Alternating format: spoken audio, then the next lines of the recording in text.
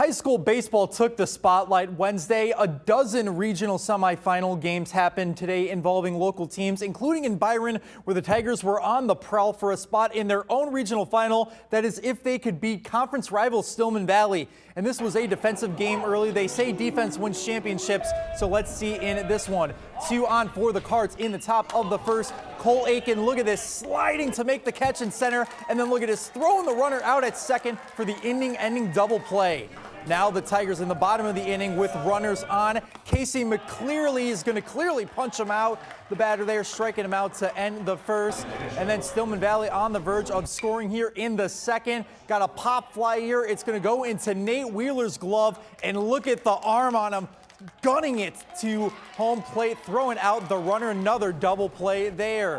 Now trailing 1-0 in the third. Tigers would go on a scoring surge. Bases loaded here. J.J. Edmondson executing a bunt to perfection. And then Evan Fuller drives in a run here. Byron led 8-1 after the third inning, and they would win 12-2 on a run rule.